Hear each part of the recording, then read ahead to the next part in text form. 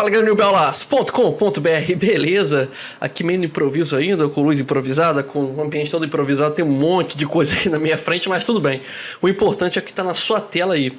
E hoje nós vamos brincar um pouco mais com o código que nós vimos na aula passada, aquele código de integer, porque o tema de hoje é justamente o tratamento de erros, e aquele código tem uma situação específica que sempre vai causar erro, e nós precisamos aprender a lidar com o tratamento de erros, porque não existe nenhum código de programação que não venha a ter erros. É normal, tá? Quando você faz um código de programação, vai ter determinados cenários que ele não vai funcionar, como qualquer coisa na vida. Então você só precisa se preparar para que quando o usuário acione esse cenário, porque eu já vou mostrar o nosso exemplo aqui, um cenário específico, para que quando for acionado esse cenário, em vez de ir para uma tela de erro, o programa ele trate de uma forma diferenciada, e no nosso caso aqui nós vamos até orientar o usuário do que deve ser feito, ok? Então, antes de começarmos, eu convido vocês aí rapidinho a visitar o nosso blog, newbeaulas.com.br. É importante que você visite. Lá tem nosso índice de aula, nossa loja, botão de contato, link para as redes sociais. Se puder também, curta a gente no Facebook, curta esse vídeo, compartilhe, se inscreva no canal se ainda não for inscrito, porque pelas regras atuais isso ajuda bastante a nossa relevância e no crescimento do canal, ok? Então, sem muita delonga, já dei o recado, vou abrir aqui o meu Visual Studio. Na verdade ele já está aberto, já está aqui na tela do código. Rapidamente relembrando para vocês o formulário aqui, esse é o exato formulário que utilizamos na aula 3. Tem duas caixas de texto aqui, duas text box e um botão de ação, né, um button. E basicamente é uma calculadora rápida, né? Eu boto um número aqui e outro aqui, clico em somar e ele soma os dois números. Foi o que fizemos na aula passada para a gente poder treinar integer. Se você está caindo de paraquedas nessa aula e não viu a aula passada, recomendo pausar esse vídeo e ver a aula 3. Ou se você não tiver tempo, não puder ver a aula 3 agora, quando voltar para a tela do código, pause o vídeo e copie o código, ok? Faça um formulário igual a esse e copie o código. O código nem é a parte tão importante, mas precisamos dele aqui para poder visualizar um erro. Então, nós vamos aprender a lidar com uma situação específica. Esse código aqui, ele só funciona se o usuário digitar um número numa caixa de texto e um número na outra. Se ele deixar uma delas em branco ou botar uma letra, o que pode ocorrer por um acidente, ele vai apresentar uma tela de erro. E o primeiro passo para você tratar qualquer erro é visualizar o erro que está dando, ok?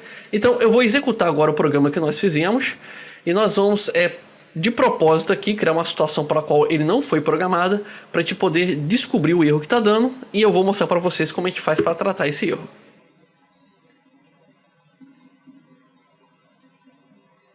Certo, vou arrastar aqui para uma posição melhor. Se eu botar, por exemplo, um mais um aqui, ele vai dar um total de 2, ok? Só que o usuário pode, sem querer, na hora de apertar apertar a letra Q, por exemplo, junto. Então, o nosso código está preparado para pegar tudo na caixa de texto e converter para valor numérico. Só que a letra Q, quando a gente converte para integer, ele não tem o equivalente, ou seja, ele não tem um número. Se tiver em branco também, ele não entende como um zero, ele entende como espaço branco e também não consegue converter. Lembra que eu disse para vocês que os programas não entendem texto e número como a mesma coisa? Independente de ser um número de verdade ou ser um vazio que deveria ser zero na matemática, eles não entendem assim, tem que ser especificamente para o que for programado. Então se eu clicar somar, ele vai agarrar aqui um pouco, ó, e já deu um erro. O próprio C#, ele já avisa para você o erro que está dando, o tipo de erro que é. Ele selecionou a linha que apresentou o problema, foi a primeira variável. Se não tivesse essa variável aqui, ele já ia dar na segunda ou na terceira, porque ambas as variáveis, todas as variáveis precisam de números para poder funcionar. A do total já daria erro também, porque total precisa de um valor numérico, ele é uma integer. Então ele deu um erro aqui, ó. É importante também que você veja o erro que está dando, eu vou te explicar por quê. Ele deu o erro system.formatException. Lembre-se disso aqui, ó. Quando você for tratar o erro, lembre-se dessa palavra aqui, ó, formatException. Se não aparecer essa palavra e der um outro erro, anote esse outro erro que vai aparecer. Pode dar uma grande variedade de erros em qualquer código que você estiver trabalhando. No nosso caso aqui, deu um formatException. Com essa informação, eu vou começar a prevenir que meu programa não dê erro. Eu já tenho aqui a linha que deu erro e já tenho o nome do erro. Com essas duas informações, eu já consigo evitar que esse erro ocorra novamente. Eu posso fechar essa janelinha aqui. Posso parar também a execução do meu programa clicando no quadradinho aqui de stop. E agora vamos para o código. O C# tem uma sequência de código chamado try, catch e find. nós vamos utilizar, no nosso exemplo aqui, especificamente o try e o catch. Entendeu? Mas a estrutura dele é try, catch e finally. Se tiver confuso o que eu estou falando para vocês, não se preocupe, vai fazer sentido agora na hora que eu for construindo o código com vocês em tempo real, ok? Então, como eu já sei que o problema pode começar já na primeira linha aqui, eu ignoro essas integers aqui, porque essa declaração de variável não tem como dar erro, é só uma declaração, só está dizendo para o programa que essas variáveis estão disponíveis, não tem como o usuário interferir, logo não tem como dar erro. Então, eu vou pedir para o programa tentar executar o código normal primeiro. E como é que eu digo para ele tentar executar o código normalmente? Eu utilizo um recurso chamado try. Try seria o mesmo que tentar. Vou apertar Enter aqui para poder pular a linha. Não precisa de ponto e vírgula no try, tá? Mas você precisa fazer uma coisa. Você precisa abrir chaves no começo do código. Deixa eu fechar essa chave aqui que abriu sozinha. Fechou sozinha. E eu preciso fechar essa chave no fim do código. Ok? Cuidado aqui que ele vai tentar autocompletar. Beleza, o que nós estamos dizendo para o C# aqui? Estou dizendo, tenta fazer isso aqui. Quando eu boto try, eu falo assim, tenta isso aqui. Ele vai tentar, o que acontece? Ele vai simular uma execução, quando o cara clicar lá no... a pessoa, né? Clicar no botão de ação, botão somar, ele vai tentar executar essa ação. Se houver erro, ele vai criar o tratamento que nós vamos especificar abaixo, porque o try precisa também de um catch. Catch é o mesmo que pegar, né? Vamos dizer assim. Então quer dizer que ele achou um erro. Vou apertar Enter aqui. Vou abrir chaves. Opa. Como não tem nenhum código, eu vou aproveitar essa chave que ele autocompletou aqui. A chave tem que sempre abrir e fechar o código. Beleza. Como eu já sei que o erro que vai dar aqui é um erro de... vamos dizer assim... é um format exception, ou seja, um erro de formato, ou seja, a pessoa botou uma coisa diferente de número, eu já posso direto escrever uma message box aqui. Porque não tem nada de errado, o cat vai exibir a message box e cancelar o código. Então, só vou dar um alerta para o usuário e já seria o suficiente nessa situação. É claro que você pode ter erros que seja interessante mandar ele voltar para o começo do código ou fazer qualquer outra coisa. No caso aqui, botando a message box, o cat vai finalizar e ele vai fechar a ação. Ele não vai concluir ela e logo o erro vai ser contornado. Então bota aqui messagebox.show, nós já trabalhamos com isso antes. Eu abro o aspas aqui e boto uma mensagem explicando o erro. Bota erro com uma exclamação e digite somente números. Não estou conferindo a gramática, mas acho que eu não errei nada. Boto um ponto. Eu boto uma vírgula. Aqui eu posso criar uma caixinha de um título, né? Ou também posso mudar algumas configurações da nossa message box. Por exemplo, aqui eu vou botar um título, na verdade. Vou botar aqui erro de formato. Entre aspas sempre. Boto uma vírgula. Eu também posso, por exemplo, aqui modificar o botão.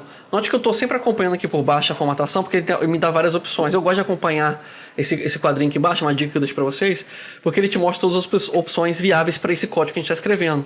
É uma boa forma de você recordar. Eu mesmo vivo esquecendo a estrutura, porque são muitas estruturas. Então, às vezes eu esqueço que tem uma possibilidade diferente. Então, eu sempre vou olhando. Já tenho o hábito de ficar mexendo com a setinha, você já deve ter reparado. Aqui eu posso escolher uma message box buttons ponto, um botão específico. Quando eu boto assim message box buttons ponto, depois da área de título que nós fizemos ali atrás, eu posso escolher aqui uma sequência de botões diferente. Por exemplo, é um botão de abortar ou repetir, ignorar, não serve pra gente. O botão de ok, que eu acho que vai ser o nosso caso de qualquer jeito. Ok ou cancelar, yes, no, cancel. Eu posso mudar os botões que aparecem na message box para o padrão do sistema, dentro desses padrões que aparecem aqui. O que ocorre é o seguinte, como no nosso caso aqui só tem como dar mensagem de erro, não tem opção para dar para o usuário, eu vou trabalhar com vocês uma message box com opção em uma outra aula específica, eu vou deixar o ok, vou apertar a vírgula aqui para completar o ok, e eu posso mudar aqui o ícone também. Então eu boto aqui, ó, message box, message box icon. Ponto. Note que ele vai sempre completando o que eu estou falando. A vantagem da programação visual é essa, ele vai te dando já o que você precisa fazer. Eu posso botar asterisco, erro, exclamação. Eu vou botar como informação para não assustar o usuário. Mas você pode botar logo uma tela de erro mesmo, com X vermelho, aquela coisa toda. Então, eu vou botar aqui informação. E vou fechar meu código aqui, fechando o parêntese e botando um ponto e vírgula também para indicar. Deixa eu estender aqui, o código sai um pouco da tela. Deixa eu jogar um pouco para dentro da tela para você ver o código completo. Se precisar, pausa o vídeo e copia o código. E já vou explicar ele com detalhes, ok? Beleza. Depois do cat, eu posso botar também o finally. O que é o finally? Depois ele tentar o código, vai dar erro e ir para o cat, você pode optar por botar depois do finally um código que seja executado em qualquer circunstância, mesmo que dê erro. De repente você precisa que aquele programa execute um código depois, seja uma mensagem de erro, de repente o código tem um relógio, um contador que precisa ser verificado, então você pode colocar esse código no finally, ou seja, tudo que tiver ali no finally é a mesma estrutura do cache, vai ter que abrir e fechar as chaves para poder mostrar. Dentro do finally você consegue mostrar, executar qualquer código, independente de haver erro ou não. No nosso caso aqui não tem interesse. O código está pronto? Em teoria já iria funcionar, porque o que acontece? Nesse momento, qualquer erro que der, ele vai mostrar a message box, mandando digitar somente números. Mas eu preciso prever que pode haver outros tipos de erro. Então o que acontece? Eu posso dizer que esse cat aqui, dizer para o C# que esse cat aqui vai funcionar apenas em caso de erro de formato de exceção, o formato de exception. Ou seja, se ele der qualquer outro erro, ele não vai usar esse cat, ele vai tratar de uma forma diferente. Então eu abro parêntese aqui.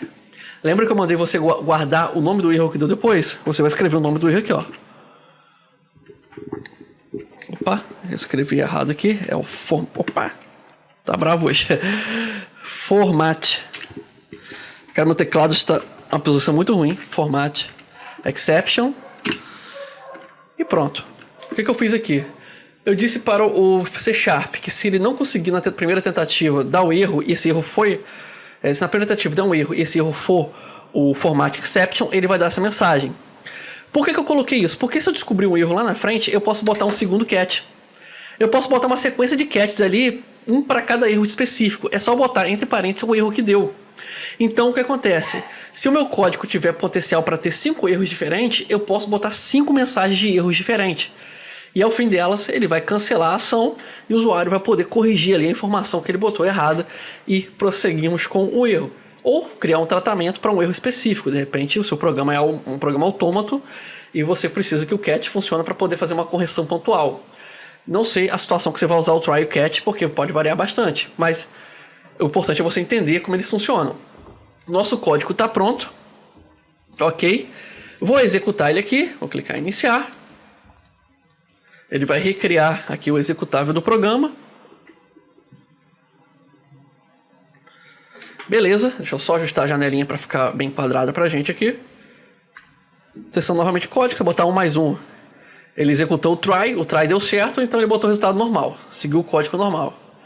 Se eu botar aquele Q como nós botamos da outra vez, eu clicar em somar, olha só, ele já mudou a tela de erro.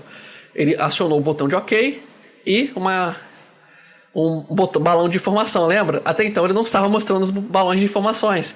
Então eu consegui mudar também o formato da message box, eu personalizei a tela de erro, ok? Então é isso aí, galera. Só para refrescar o que nós fizemos aqui, para você entender o código, como sempre nós fazemos no fim da aula. Lembrando sempre que o nosso código segue uma ordem, de cima para baixo, então eu já sei que nesse ponto aqui ele sempre vai dar certo. Eu deixei ele executar normalmente as integers. Depois, como eu já sabia que ia dar um erro, eu utilizei o try. O try, recordando, é tentar. Então eu pedi para ele tentar tudo que tivesse entre as chaves, que é o nosso código já da aula passada. Opa, pulei um pouco a caneta aqui. Ele vai tentar executar. Se houver erro, ele vai... Em qualquer ponto, independente, ele não continua o código, ele cancela executando o código e vai para o cat, aonde eu vou deixar um código preparado para lidar com a situação. No nosso caso aqui, como o erro foi do próprio usuário, ele chamou uma message box e a message box já orientou o usuário a criar, a digitar corretamente. Lembrando que nós aprendemos também hoje a utilizar botões diferentes na nossa message box.